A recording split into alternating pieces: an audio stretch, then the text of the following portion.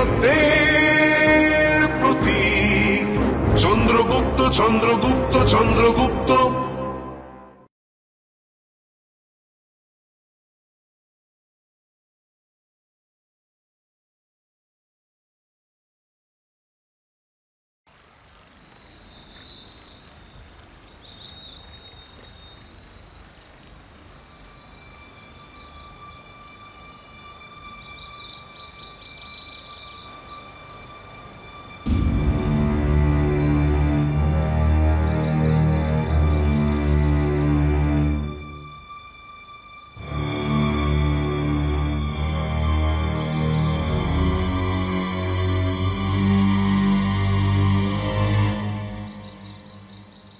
কোথা থেকে এসেছো?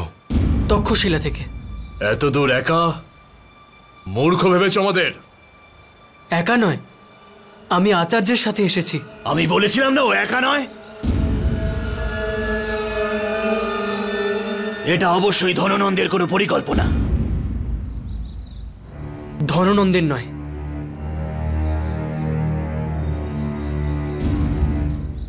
আমাদের পরিকল্পনা।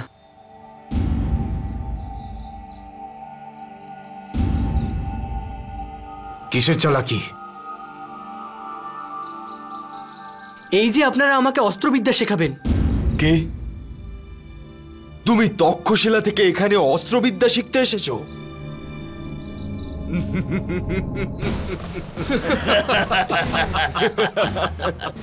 এ বীরা, কোথা থেকে ধরে নিয়ে এসেছি সেই মূর্খ বালকটাকে? জঙ্গলে ঘুরছিলে? আমি ঘুরছিলাম না, আপনাদেরকেই খুঁজছিলাম। চুপ করবে। আমি ঠিক সন্দেহ করেছি, তাই তো একে এখানে নিয়ে এলাম। তাহলে তো এটা আরো ভালো ব্যাপার। পাগল মনে হচ্ছে। সাগরান্ধ, একে ছেড়ে দিয়ে এসো। আমি পাগল নই, আমি আপনাদের ব্যাপারে সব জানি।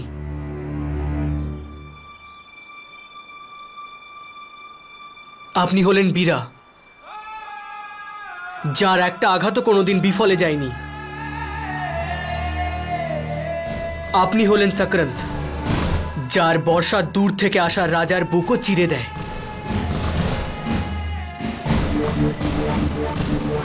আর আপনি হলেন মহাবলী ধন্ডক,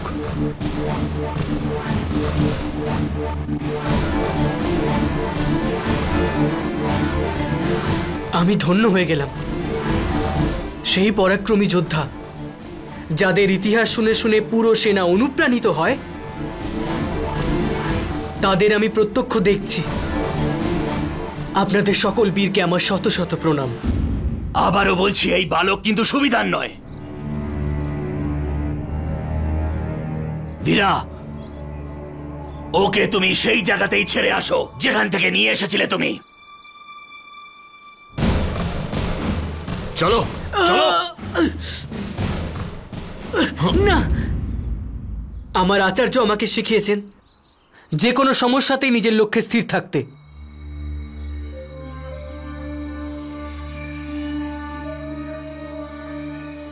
তাই যতক্ষণ আপনারা আমাকে অস্ত্রবিদ্যা না শেখাচ্ছেন, আমি এখান থেকে যাব না। এখন এটাই আমার লক্ষ্য।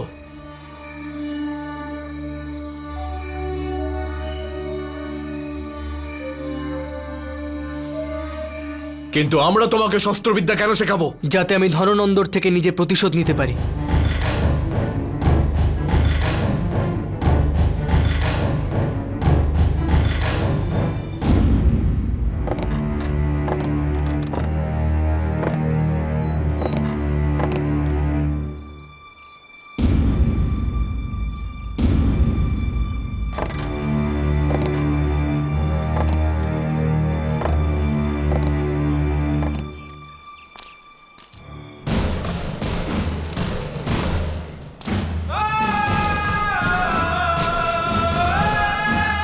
अधिधीरा।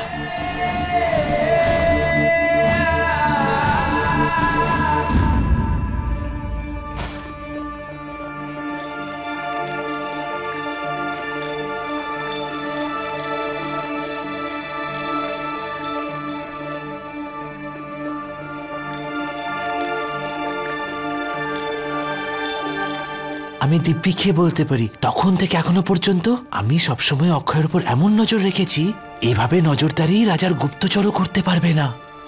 কিন্তু সমস্যাটা কি জানিস, ওই বদমাস শশাঙ্ক সবসময় ওর সাথে রয়েছে। এমন বদমাস ওটা যে অক্ষয় যখন নিত্যকর্মের জন্য যায় সেখানে ওর পিছু ছাড়ে না। এবার কি করব, অক্ষয়ের সাথে কি করে দেখা করা যায়? ইরাবত, তোর কাছে কোনো উপায় আছে?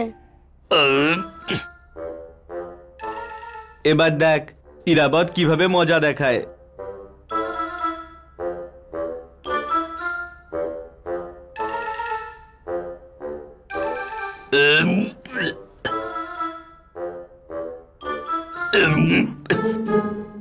আরে ইরাবত, এই ঢেকুর তোলা বন্ধ করবে তুমি? ক্ষমা করো বন্ধু, কিন্তু কি করব, আজকের খাবারগুলো এত সুস্বাদু ছিল যে। কি কি পদ হয়েছিল জানো? রসালো মিষ্টি, পায়েস, গাজরের হালুয়া। এই এত সব খাবার খেলে কোথায় তুমি? গুরুকুলের ভোজনালয়ে কোনো বিশেষ ভোজ এসছে নাকি আজ? আরে গুরুকুলের ভোজনালয়ে কি এসব পাওয়া যায় নাকি? পাশের রাজ্য থেকে কয়েকজন এসেছিলেন, সবাইকে ভোজন বিতরণ করছিলেন। আর সব থেকে আশ্চর্যের ব্যাপার কি জানো, যত ইচ্ছা তত খাও, কাউকে না করছেন না। যত তুমি চাইবে ততই তোমাকে দেবে সুজির পোলাও, পায়েস, গাজরের হালুয়া। তাই নাকি? মানে যে কেউ খেতে পারে? তুমি পাবে না, কারণ গুরুকুলের সব ছাত্ররা খেতে চলে গেছে। আর তুমি তো এখান থেকে নড়বে না, খুব তাড়াতাড়ি শেষ হয়ে যাবে।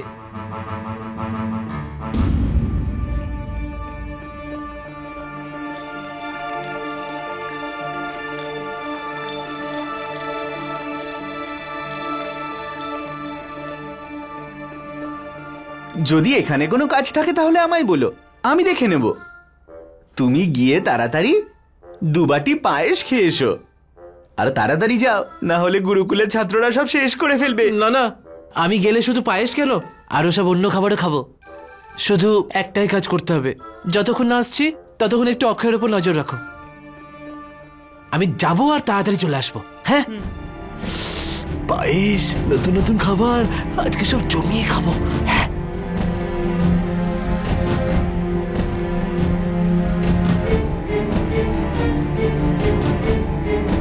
বল অক্ষয়, কি হয়েছিল সেদিন? বলে দে বন্ধু। ভয় পাস না, আমি জানি তুই সব কিছু জানিস, বল। তুই ভয় পাস না, আমরা সবাই তোর সাথে আছি। সত্যি করে বল সেদিন কি হয়েছিল। আমরা প্রধান আচার্যকে বলবো। বল অক্ষয়, সেদিন কি হয়েছিল?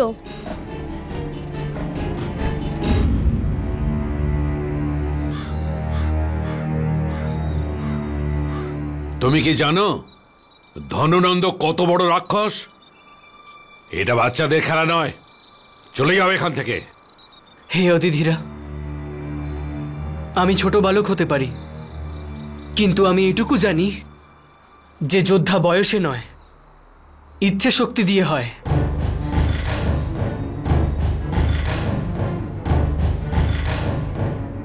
আর আমি লক্ষ্য স্থির করে ফেলেছি। আমি এতদূর যখন চলে এসেছি তাহলে শিখেই যাব।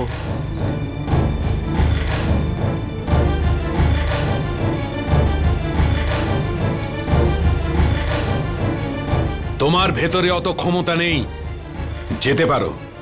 আমি যাব না।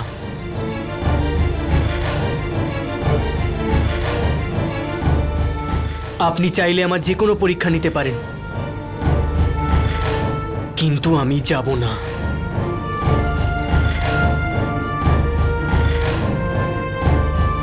আরে যাও, একটা ঘুষিও সামলাতে পারবে না, ধননন্দর সঙ্গে লড়বে। একটা নয়, 3টে ঘুষি।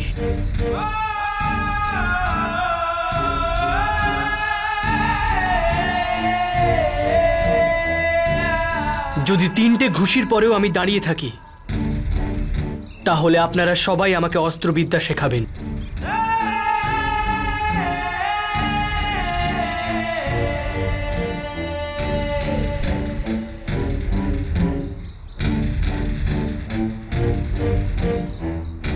বলে ফেল বন্ধু, শশাঙ্ককে কত কষ্ট করে এখান থেকে সরালাম।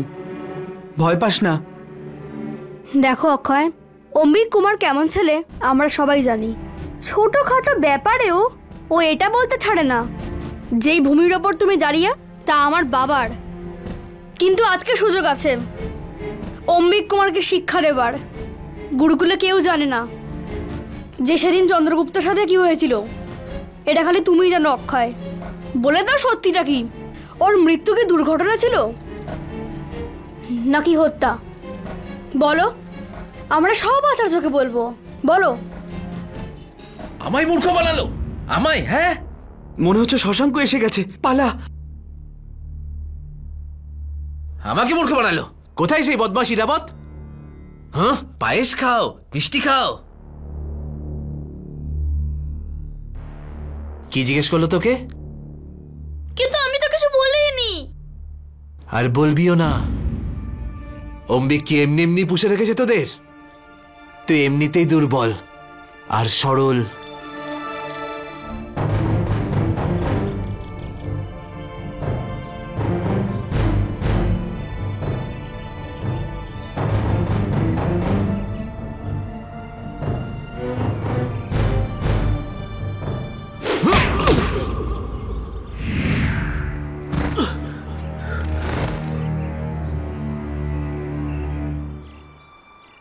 এখনো সময় আছে চন্দ্রগুপ্ত, ফিরে যাও।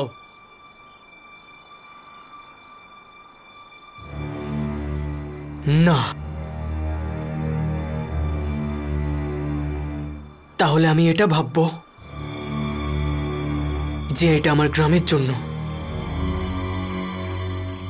যাকে ধননন্দের প্রকোপ থেকে আমি বাঁচাতে পারিনি। আরে কেউ আছে? কেউ কি জীবিত আছে?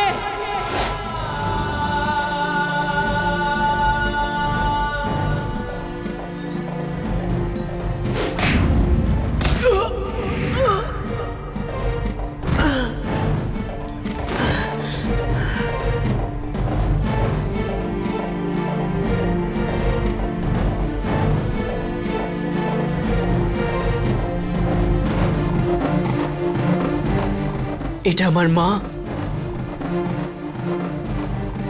আর আমার গুরুর জন্য। আমার মা ধননন্দের জন্য আমার কাছ থেকে দূরে চলে গেছে।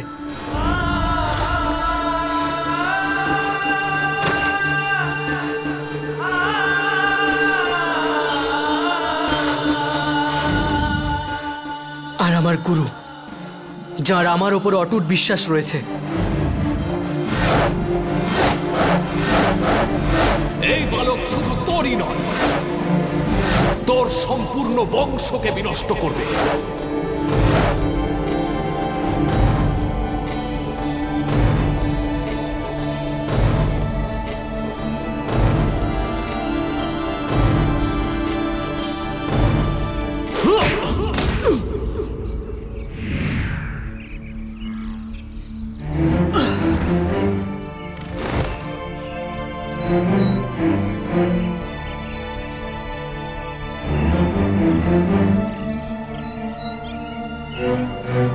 শিক্ষা কাছের লোকের থেকে পাও বা অন্যদের থেকে, বন্ধুর থেকে পাও বা শত্রুদের থেকে, তোমার লক্ষ্য হবে যে কোনো মূল্যে শিক্ষা।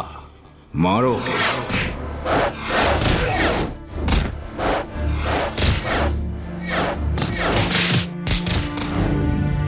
আমি বুঝতে পেরেছি আচার্য যে আপনি এইসব কেন করেছেন।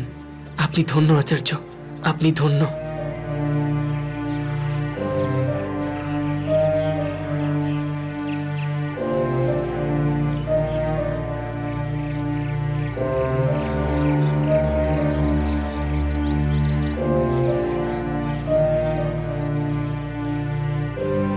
আমি চন্দ্রগুপ্ত আপনাদের কথা দিচ্ছি যে আমি ধননন্দকে একদিন নিশ্চিতভাবে মেরে ফেলব। আমি ওর কাছ থেকে প্রতিশোধ নেব ওই সব অপরাধের যা ও মগধের সাধারণ জনগণের সাথে আর আপনাদের মতো শূরবীর দেশভক্ত যোদ্ধাদের সাথে করেছে। আমি আপনাদের কথা দিচ্ছি যদি আপনারা আজ আমাকে প্রশিক্ষণ দিতে রাজি হন, তাহলে আপনাদের ঋণ আমি নিশ্চয়ই শোধ করব। বলুন গুরুদেব আদি, এখনো কি আপনি আপনার সিদ্ধান্ত বদলাবেন না?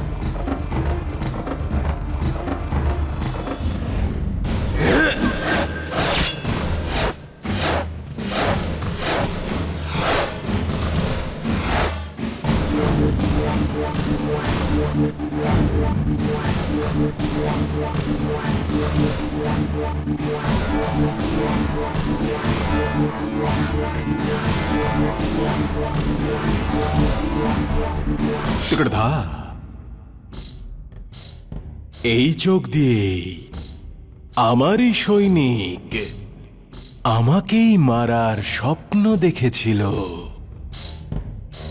এই চোখকে আমি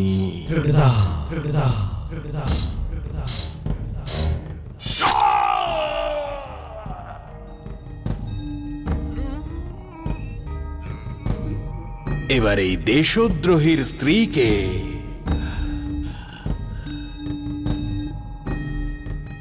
উপহার স্বরূপ প্রতিবেশী রাজার কাছে পাঠিয়ে দেওয়া হোক। ওর বাচ্চাদেরকে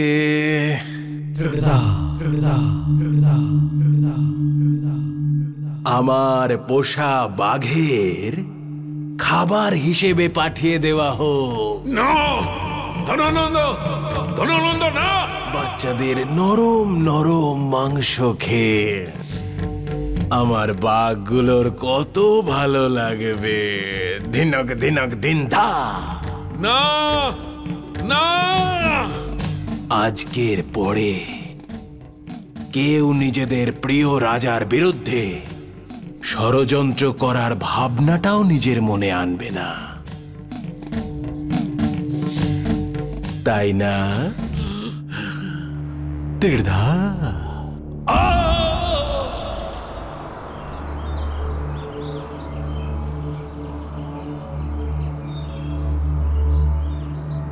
আমাকে বিশ্বাস করুন আপনারা,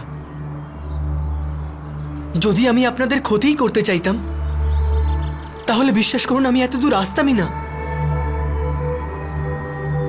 আমি তো ধননন্দকে মারার সিদ্ধান্ত অনেক আগেই নিয়ে ফেলেছি। আপনারা সবাই আমায় সাহায্য করুন।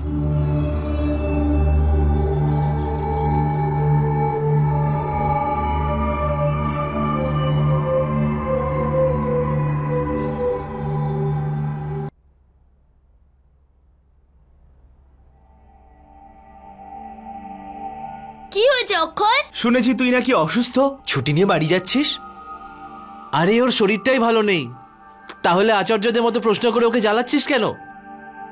বাড়ি যেতে দে বেচারাকে। সর সর।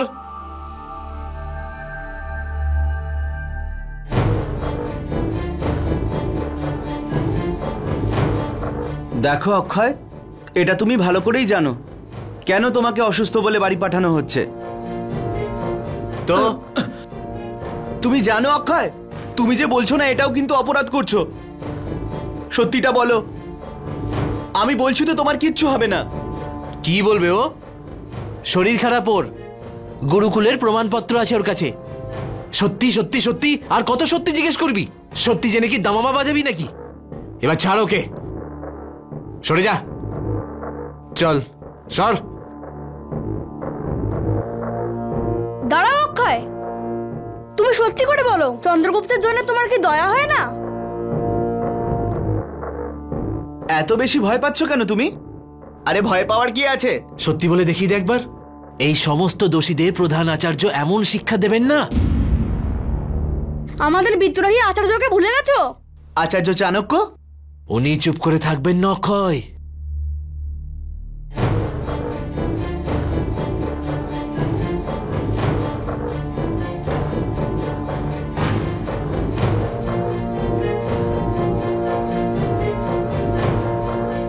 ব্যাস,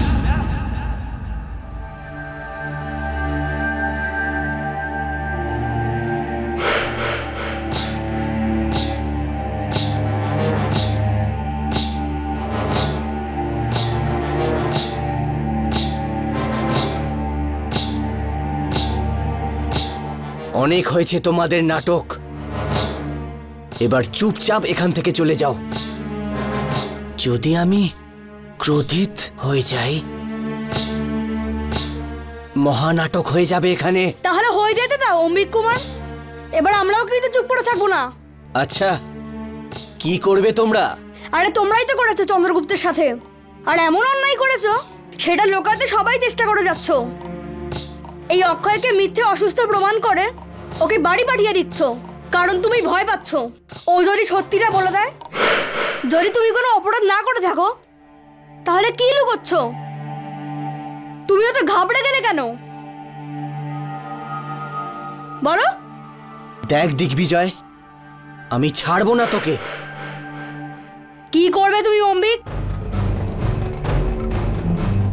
তোমরা ঝগড়া করো না, আমি কিচ্ছু জানি না, কিচ্ছু না।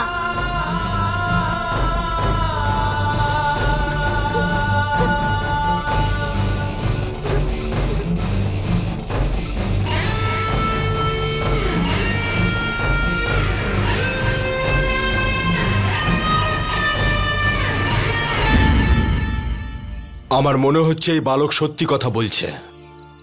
আর নিজের স্বয়ংশীলতার পরিচয় তো দিল। ধননন্দ তোমার কি ক্ষতি করেছে? ধননন্দ আমার বেঁচে থাকার উৎসটাই কেড়ে নিয়েছে, আমার বাড়ি পুড়িয়ে দিয়েছে। যে ক্ষত্রিয় গ্রামে আমার জন্ম হয়েছে, যেখানে আমি বড় হয়েছি, ও ওই গ্রামটাকেই পুড়িয়ে দিয়েছে। আর ধননন্দ আমার মাকে আমার কাছ থেকে কেড়ে নিয়েছে। এটা হতে পারে? তোর মা মারা গেছে? না, আমার মা মরতে পারে না। আমি জানি আমার মা মারা যায়নি। আমার মন বলছে যে আমার মা এখনো বেঁচে আছে। যতক্ষণ উনি জানবেন যে ওনার পুত্র চন্দ্রগুপ্ত বেঁচে আছে, যাই হয়ে যাক না কেন উনি জীবিত থাকবেন।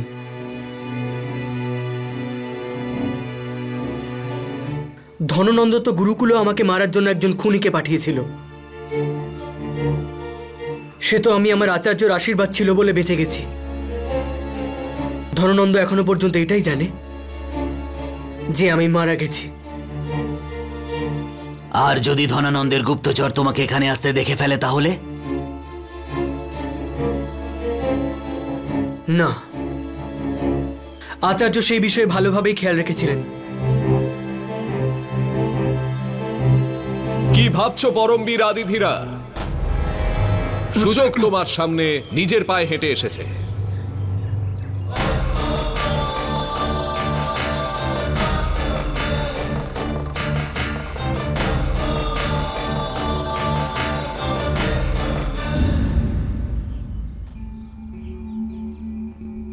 আমি তক্ষশিলার শিক্ষক চাণক্য।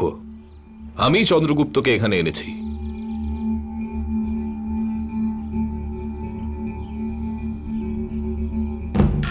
আমরা সূর্যকে কেন পুজো করি? কারণ সূর্য যখন আকাশে থাকে না তখনও পৃথিবী তার থেকে আলো পায়, অন্ধকার কেটে যায়।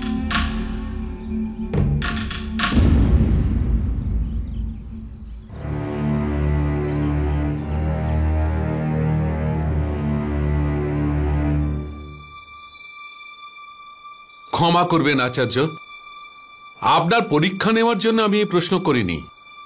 আমি সংশয় দূর করার জন্য করেছিলাম। আপনার দর্শন পেয়ে আমরা সবাই ধন্য হয়ে গেছি আচার্য চাণক্য। এই পৃথিবীতে জন্ম নিয়ে আমি তো নিজেকে ধন্য মনে করি আদিধীরা, যে পৃথিবী আপনাদের মতো বীরদের জন্ম দিয়েছে।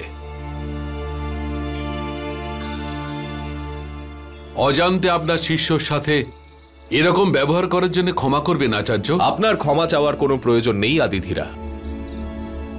চন্দ্রগুপ্তকে এমনিতেই সব সময় নিজের পথ নিজেকেই বেছে নিতে হবে। আমি কেবল ওকে সঠিক পথের হদিশ দিতে চাই। ওকে নিজেকেই এগোতে হবে, নিজেকেই লড়তে হবে।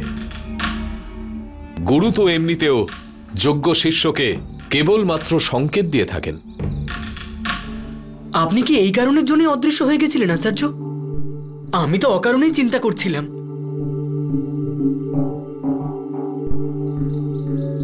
কিন্তু আচার্য, আমার মনে হচ্ছে আপনাকে আসার সময় অবশ্যই কেউ না কেউ দেখে ফেলেছে। অবশ্যই দেখেছে, কিন্তু চন্দ্রগুপ্তকে কেউ দেখেনি, কারণ আমি ওকে নৌকোয় লুকিয়ে খুব সাবধানে এখানে নিয়ে এসেছি।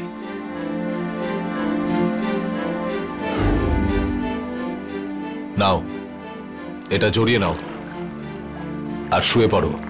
কিন্তু আচার্য, আমার তো ঘুম পাচ্ছে না। ঘুম না এলেও ঘুমানোর অভিনয় করো।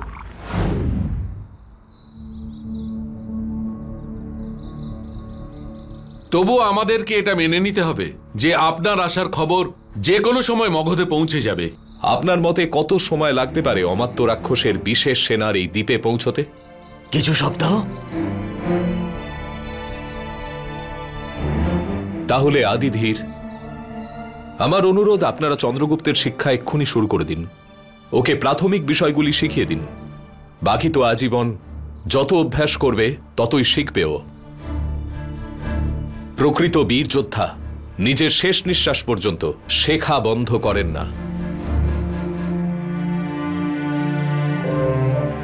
আমি জানি আপনাদের মধ্যে ধননন্দের প্রতি প্রতিশোধের আগুন জ্বলছে। হতে পারে যে বিপরীত পরিস্থিতিতে হয়তো নিভে এসেছে, কিন্তু সময় এসে গেছে। সেই অগ্নি প্রজ্বলিত করুন আর সেই আগুনে তপ্ত করে চন্দ্রগুপ্তকে একজন মহান যোদ্ধা বানিয়ে তুলুন।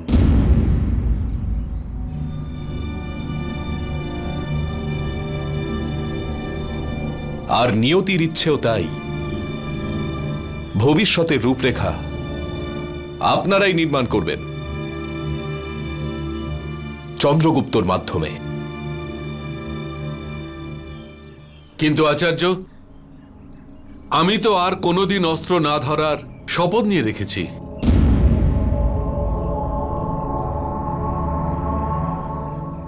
আমার এই সাথীরা ধীরা, সাক্রান্ত আর ধান্ধক এই বালককে প্রশিক্ষণ দেবে।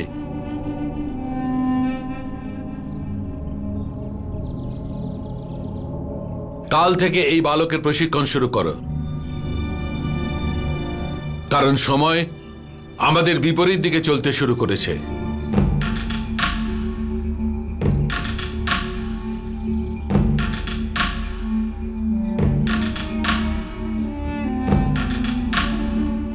আশীর্বাদ করুন।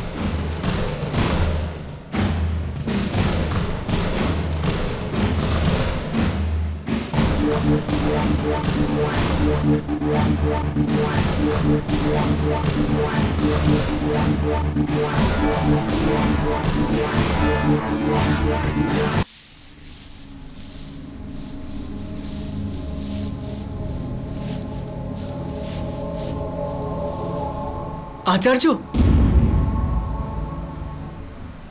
এমন মনে হচ্ছে যেন আজ রাতে আমি ঘুমোতেই পারবো না। এত বড় যোদ্ধারা কাল থেকে আমাকে যুদ্ধকলা শেখাবেন, আমি তো বিশ্বাসই করতে পারছি না।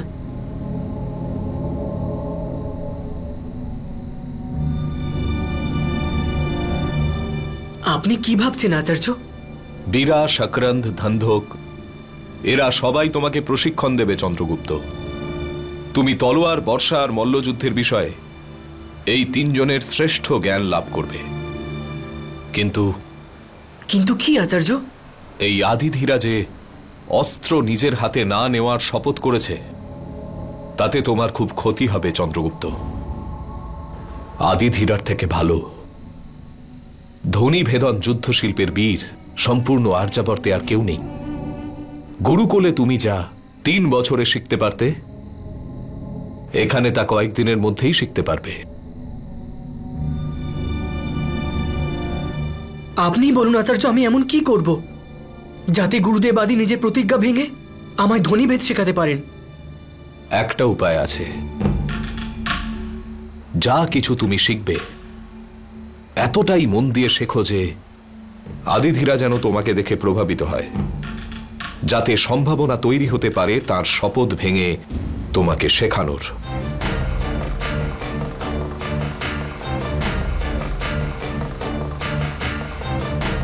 সবই তোমার উপর নির্ভর করছে চন্দ্রগুপ্ত। আচার্য, গুরুদেব আদিকে প্রভাবিত করার আমি সম্পূর্ণভাবে চেষ্টা করব।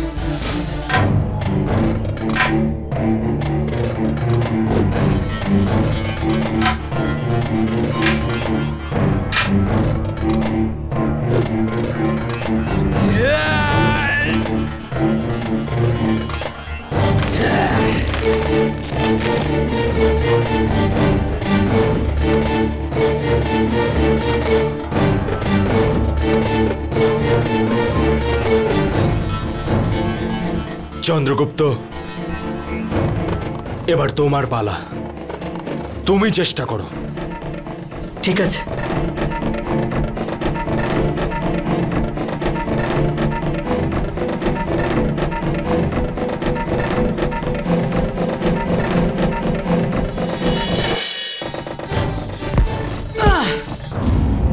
চন্দ্রগুপ্ত, একটা সাধারণ বালকের মতো নয়, বরং একজন বীর যোদ্ধার মতো এটার ওপর প্রহার করো।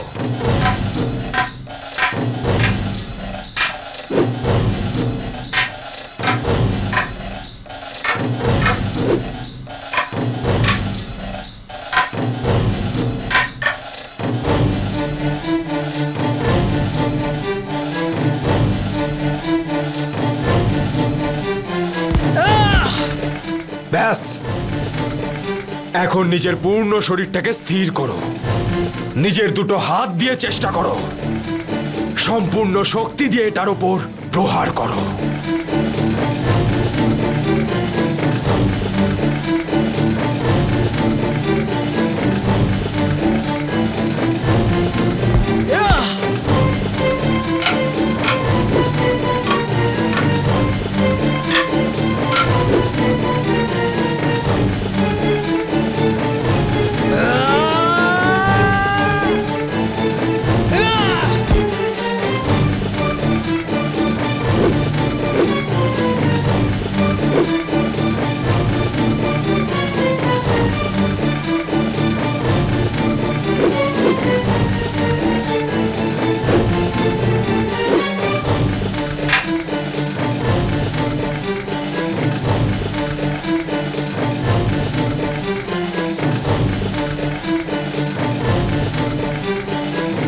তলোয়ারের ব্যবহার শারীরিক ক্ষমতায় নয়, যোদ্ধার আত্মিক একাগ্রতায় আসে, তার ইচ্ছা শক্তির দ্বারা আসে।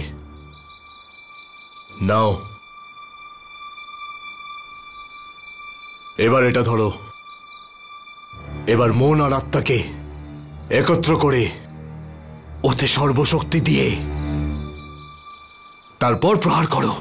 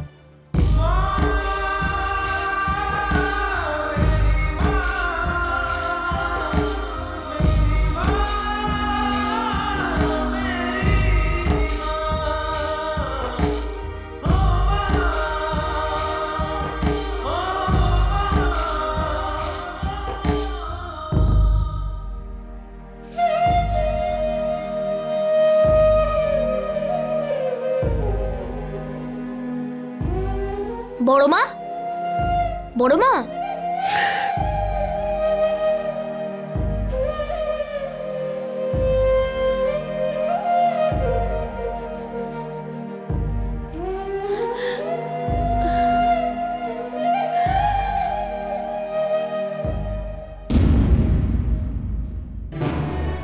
আমি তোকে ছেড়ে কোথাও যাব না রে সোনা। মা কি তার সন্তানকে ছেড়ে কোথাও যায় বল? ভয় পাস না, ভয় পাস না, আমি কোথাও যাব না। মোরা,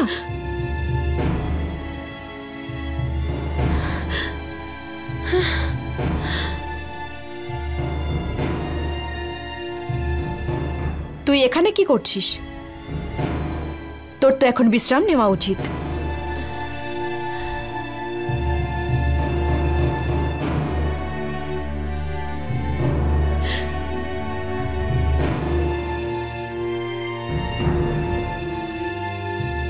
আমাকে ক্ষমা করে দিন মহারাজ, অনেক বড় ভুল করে ফেলেছি মহারাজ। ক্ষমা? তোমাকে কেউ জানায়নি? আমার শব্দকোষে ক্ষমা নামক শব্দটি নেই। টিকড়ধা, কি চেয়েছিলাম আমি তোমার কাছে? সুন্দরী নর্তকী। সৌন্দর্য কি হয় সেটা কি জানো তুমি? এই দেখো কাকে বলে সৌন্দর্য।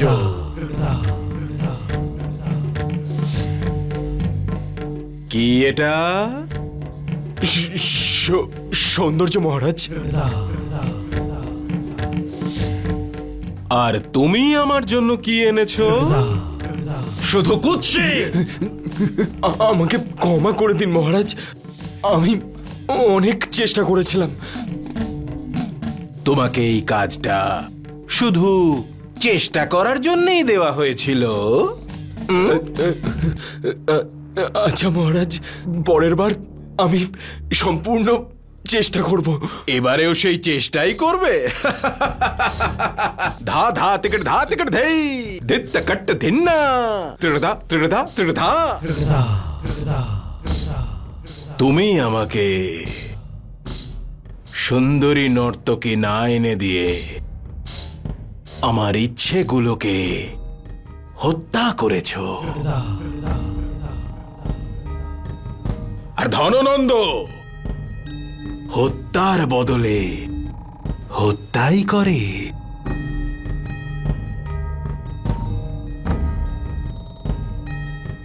গিরিকা! না মহারাজ, না না মহারাজ, আমাকে ক্ষমা করে দিন মহারাজ।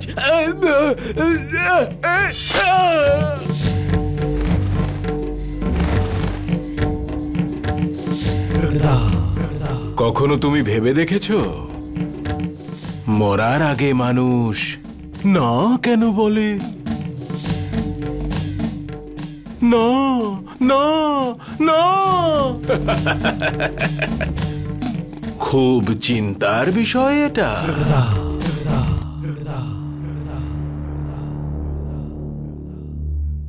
কখনো কখনো আমি ভাবি আমার চিন্তা ভাবনা নিয়ে একটা বই লেখা দরকার। ধননন্দের চিন্তা ভাবনা।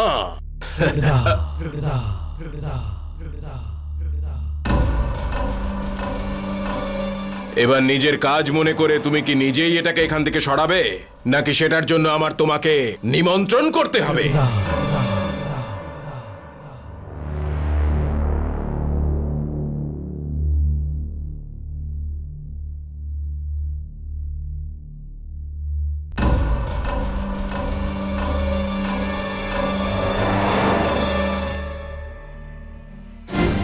সত্যি খুব উচিত কথা বলেছেন মহারাজ আপনি। হত্যার বদলে হত্যা। আজ এই ক্ষত্রিয়া মোরা, আজ আমার মৃত পুত্রের জন্য শপথ নিচ্ছি যে যতদিন ওর নির্মম হত্যার প্রতিশোধ না নিচ্ছি আমি কিছুতেই স্বস্তি পাবো না। স্বস্তি পাবো না আমি কিছুতেই।